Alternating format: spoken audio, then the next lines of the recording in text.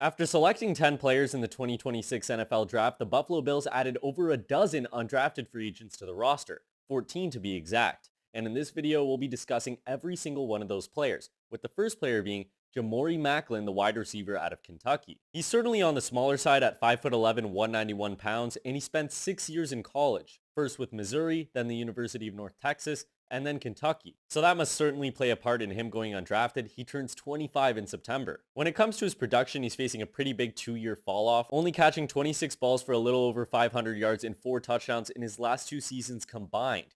When you compare that to his 2023 season with North Texas, he caught 57 balls for over 1,000 yards and 11 touchdowns. He's quick and twitchy. He's not super fast though. He's a very savvy and nuanced route runner, and he's very effective in the short game, not that he can't contribute further down the field. And the next wide receiver we'll be discussing, Tomczak out of Youngstown State. He stands at 6 feet tall at 195 pounds. He is from a small school, so take it with a grain of salt, but over his last 2 seasons, he's recorded nearly 2,000 receiving yards. He's a big contested catch guy. He seems to catch every single ball thrown to him. He's a decent route runner, a pretty good athlete, and he's got great body control with those toe taps specifically. And for the third and last undrafted wide receiver signed to the roster, Gabriel Benyard out of Kennesaw State. He's another one of those smaller receivers at 5'10", 185, and he's a small school guy, so take it with a grain of salt. But he was very productive in 2025, catching 60 balls for 949 yards and 9 touchdowns. He's also pretty productive in the gadget game, rushing for over 100 yards and a touchdown, and then he's also a very good returner,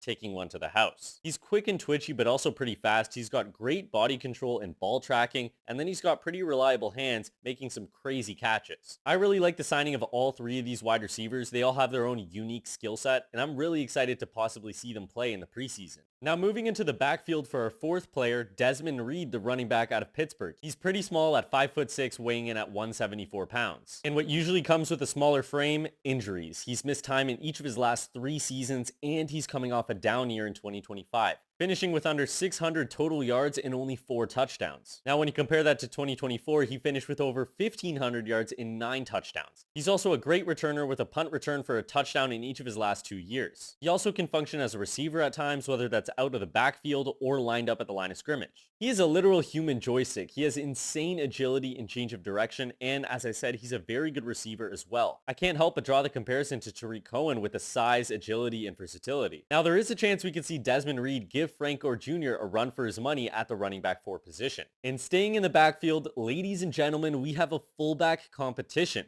The Bills added 2 fullbacks to the roster, 1 undrafted free agent, and 1 who's been in the NFL for a few years. And we'll start off with the undrafted rookie first, Jackson Acker out of Wisconsin. He's 6'1" at 250 pounds. He's a solid pass catcher, and he's very physical and quick as a ball carrier. And now moving on to the second fullback who spent 3 years in the league already, VanSumeren. He was actually signed as an undrafted linebacker by the Philadelphia Eagles and then converted back to fullback, the position he was actually recruited for to play at Michigan State. And obviously with that linebacker background, he's a very valuable special teamer. Although he is coming off a season-ending knee injury which he suffered on week 1 against the Dallas Cowboys. When it comes to the competition at fullback, Jackson Acker is much better offensively, but will VanSumeren's special teams ability and overall experience in the league already give him the edge? Staying on the offensive side of the ball but moving into the trenches, the Buffalo Bills signed Bruno Fina, the son of John Fina, former offensive tackle who appeared in 2 Super Bowls for the Buffalo Bills. And just like his dad, Bruno Fina is also an offensive tackle at 6'5", 300 pounds. At Duke, Bruno Fina anchored blindside for a high-volume passing offense which he started all 14 games for, an offense that didn't allow many sacks either. He's a really smart and technical pass protector, and overall it's just a really cool story to see. And now for the second offensive tackle, Demetrius Weatherspoon out of Syracuse. He's got a big frame, standing tall at 6'6", 315 pounds with 33-inch arms, which is a very solid length. Over his 2025 campaign, he allowed 4 sacks playing at right tackle and a little bit at right guard. He plays with a lot of strength and physicality and also has that long frame, as I said earlier. And now moving to the defensive side of the ball, the Buffalo Bills have added yet another Clemson edge rusher, Cade Denhoff, who has a pretty good frame at 6'5", 260 pounds. My guess is that he caught Buffalo's eye when they were scouting TJ Parker, their 2nd round pick. He plays with a really high motor, has good length, and he's a pretty solid run defender. And the next player we'll be covering, Theron Gaines, the linebacker out of Tennessee Tech. He stands at 6 feet tall at 237 pounds. And he had himself a very productive 2025 campaign with 81 tackles, 5.5 sacks and 1 interception. He diagnoses plays well, he's decent in coverage, and has great pursuit. He also can contribute on special teams. And now moving to the secondary, the Buffalo Bills added Kani Walker, the cornerback out of Arkansas. He stands at 6'2", weighing in at 201 pounds, and if you guys watch my pre-draft videos, I was almost certain the Bills would add an Arkansas Razorback to the defense. I thought it would be Kani Walker's fellow cornerback Julian Neal or linebacker Xavier Sorry Jr. But obviously they just went with Kani Walker, a very good undrafted free agent given his measurables in production. In 2025, he recorded 52 tackles, 11 pass breakups, 1 interception, and 1 sack. He spent a lot of time playing college ball, 5 years to be exact, starting off with Louisville, then Oklahoma, and then lastly Arkansas.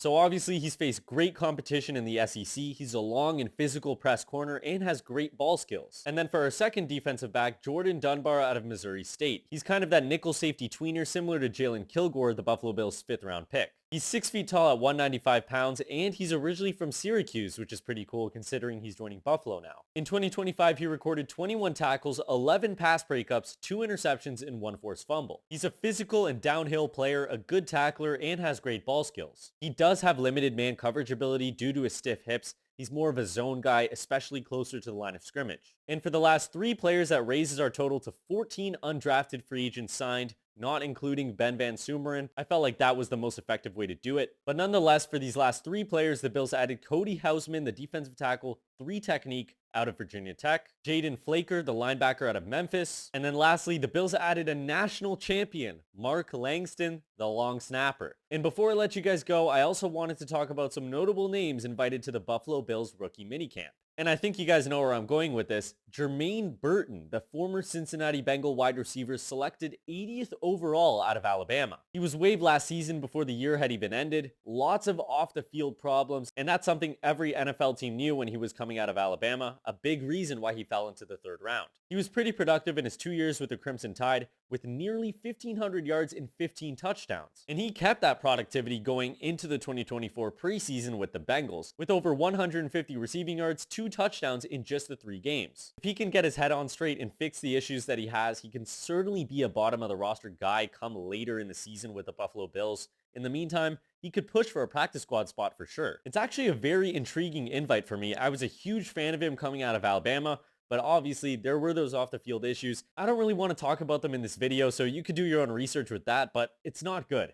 So if he can fix all that up, I'd be very happy with him on the team. And then to wrap things up, the Bills also invited 2 players from the University of Buffalo, Trevor Brock, the offensive tackle, and Jack Howes, a kicker. But that wraps this video up. I hope I was able to provide a little bit of insight on this undrafted class by the Buffalo Bills. I'm very excited for OTAs, training camp, and the preseason. I love the preseason. One of my favorite times of the year. But that's all until next time. Make sure to like this video if you enjoyed it, subscribe to the channel if you haven't already, and leave a comment. Let me know which player intrigues you the most. Take care and go Bills.